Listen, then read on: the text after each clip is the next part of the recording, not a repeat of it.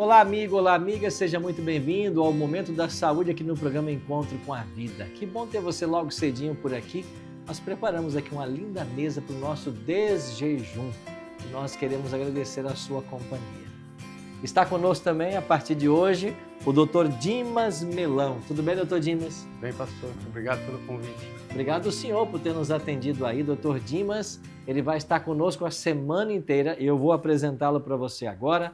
Ele graduou-se em Medicina pela USP de Ribeirão Preto, fez sua residência em Urologia e Cirurgia Geral, também no Hospital da USP, e atua como urologista no Hospital Adventista aqui de Manaus, e tem ênfase em cirurgia urológica minimamente evasiva. E também tem uma pós-graduação em cirurgia robótica. Esse é o futuro da cirurgia, doutor? É o presente. É o presente, nem futuro presente. mais. Hoje em dia a cirurgia robótica cresceu muito, já vem espalhando aí pelo Brasil, já é uma realidade no nosso país. É uma realidade. Hoje, então, já é comum fazer a cirurgia com auxílio de um robô. Chegará o tempo que você poderá fazer à distância. Já existem projetos nessa linha, né? Isso, já é uma tendência, né?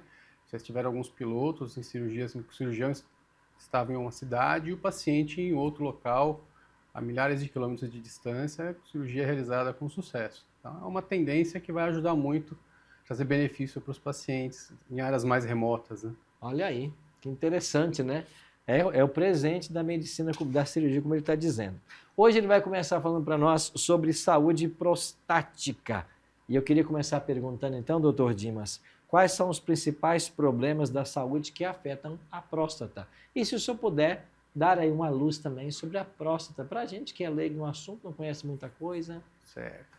Bom, a próstata, né, para facilitar o entendimento, é uma glândula que é responsável pela produção parte do líquido seminal, né, que é fundamental para a parte da fertilidade masculina, né, produz o líquido que preserva e alimenta o esperma, os espermatozoides.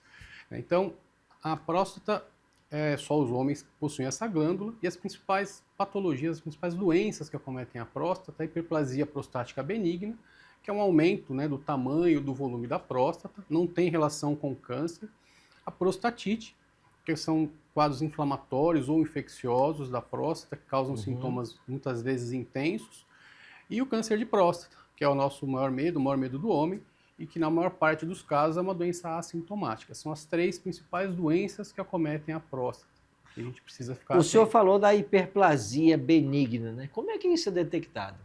Então, a hiperplasia benigna, né, após os 40, 50 anos, é uma condição relativamente comum no homem. Então, a gente precisa avaliar, né, a história clínica do paciente, seus sintomas urinários, porque muitas vezes a próstata, quando ela cresce, ela vai afetar o padrão urinário do homem, né? Piorar o jato urinário, aumentar a frequência com que o homem vai ao banheiro, muitas vezes urgência, chega a ter perda urinária porque não consegue segurar essa urina até chegar ao banheiro. Então é importante avaliar essa parte clínica do paciente, associado a um exame físico, né?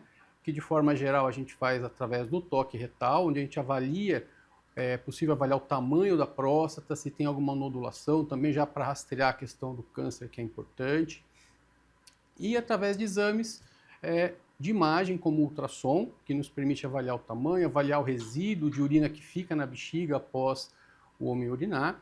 E os exames laboratoriais, como o exame de urina e o exame de PSA no sangue, são importantes para essa avaliação da hiperplasia prostática benigna. O senhor mencionou que há casos em que chega o momento que a solução é tirar a próstata. Isso pode acontecer. Isso. Mesmo a hiperplasia benigna, como eu falei, é uma condição bem frequente, bem comum no homem a partir dos 50 anos. Quanto mais idoso, maior a frequência, maior a incidência da hiperplasia. Mas nem todo homem vai sofrer dos sintomas associados à hiperplasia. Então nós vamos tratar quem? Aqueles que têm sintomas urinários.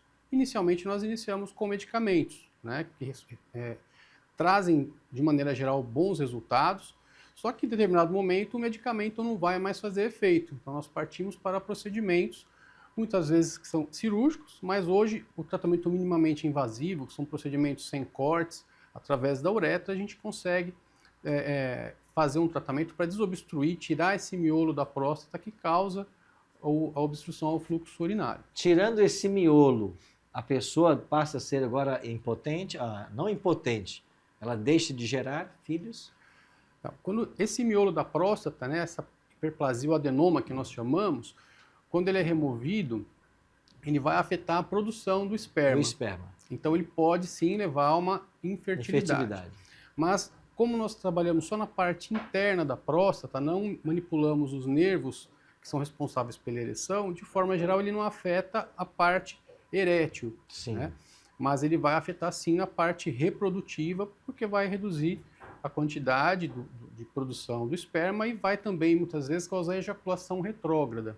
O que seria isso? Ao invés do esperma ir para frente, quando tem a ejaculação, ele vai para a bexiga. Hoje tem algumas tecnologias mais novas e que tem permitido naqueles homens que ainda não têm filhos, que desejam preservar a ejaculação, que eles consigam fazer um procedimento que leve a uma desobstrução, que melhore o fluxo urinário, preservando também a ejaculação. Olha que coisa interessante, né? Opções de tratamento nós temos? Sim, inicialmente medicamentos, né? Medicamentos que relaxam a próstata para que o fluxo de urina saia melhor, que melhore essa frequência de ir muito ao banheiro. E também tem medicamentos que reduzem o volume da próstata, né?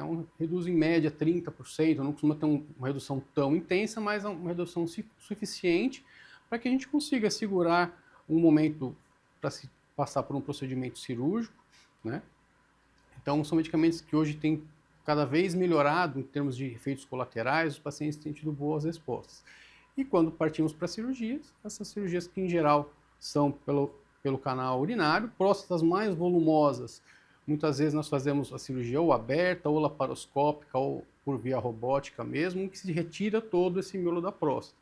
Então tudo vai depender do tamanho da próstata e do desejo do paciente em gerar filhos ou não. Então isso tudo é importante que nós avaliemos durante a definição do tipo de procedimento, do tipo de tratamento que o paciente vai ser submetido. Ok. Alguns pacientes não querem tomar medicamento de forma crônica, porque hiperplasia é importante a gente entender que é uma doença crônica. A partir dos 50, o homem vai ter que conviver, a maior parte dos homens vai ter que conviver com a doença. Então, alguns não querem tomar medicamento, a gente opta pela cirurgia. Não tem jeito, né? Cada etapa com seus desafios, né? Doutor Dimas, obrigado pelos esclarecimentos de hoje. Volta amanhã com a gente? Com certeza. Então tá bom. Estaremos aqui. Amanhã a gente continua o nosso bate-papo.